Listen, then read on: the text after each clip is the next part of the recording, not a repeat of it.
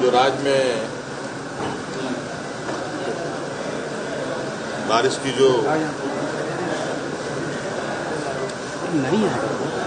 Situation है,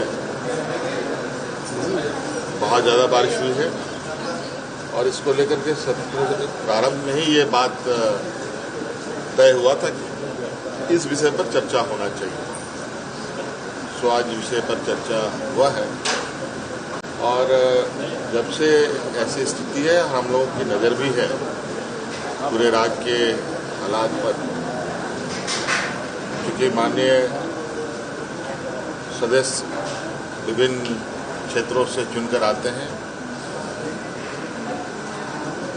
जगह जगह की जानकारी विस्तृत रूप से प्राप्त हो, इस पर चर्चा हुई और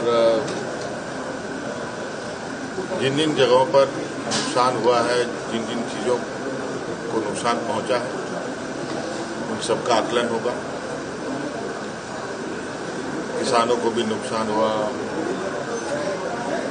सड़कों को भी नुकसान हुआ, पुल पुलिया का नुकसान हुआ, बिजली खंभों को भी नुकसान हुआ,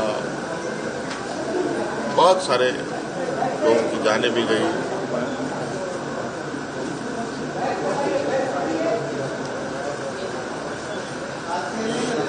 क्योंकि सरकार उन सभी को ध्यान में रखकर उन तक राहत हम लोग पहुंचा पाए, ये सरकार की मंशा रही है। और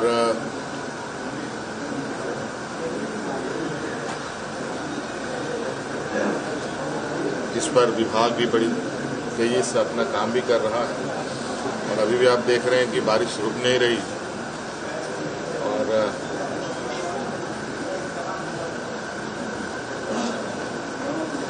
जल्द से जल्द लोगों तक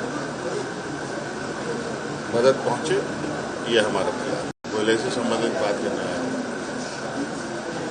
तो उनका विषय था, उस विषय पर हम लोगों ने चर्चाएं बातें हुई। कुछ उनकी समस्याएं हैं, कुछ हमारी समस्याएं हैं। हम लोगों ने अपनी समस्याएं दूसरे को बताई, समाधान के लिए रास्ता कैसे हो आगे, उस पर चर्चा हुई।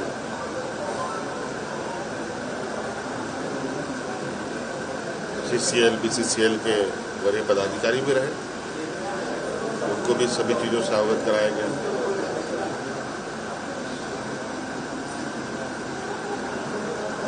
क्योंकि बहुत लंबे समय से यहाँ पर कोयला खनन के कार्य हो रहे हैं। पहले तो हम लोग धनबाद को ही कोयले का भंडार समझते थे, अब ये फैलकर लगभग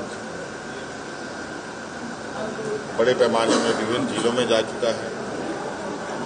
अब कोयला बोकारो से भी निकलता है, रामगढ़ से भी निकलता है, हजारीबाग से भी निकलता है, चतरा से भी निकलता है, लोहरदगा से भी, लातेहार से भी, पलामू से भी। अब ये तो कोयले की बात है, कई और खनन कार्य भी हैं, आयरन ओर है, बॉक्साइट है, तरह तरह की खनिज संपदाएं हैं जहां अलग अलग जिलों में इनके कार्य हो रहे हैं। अब इस पर एक बृहद चिंतन करने की आवश्यकता है, क्योंकि ये बात भी सही है कि इन खनन कार्यों से बड़े पैमाने पर लोग विस्थापित भी हो रहे हैं और कैसे उनके समस्याओं का समाधान हो, इस पर आगे और गंभीर चर्चाएं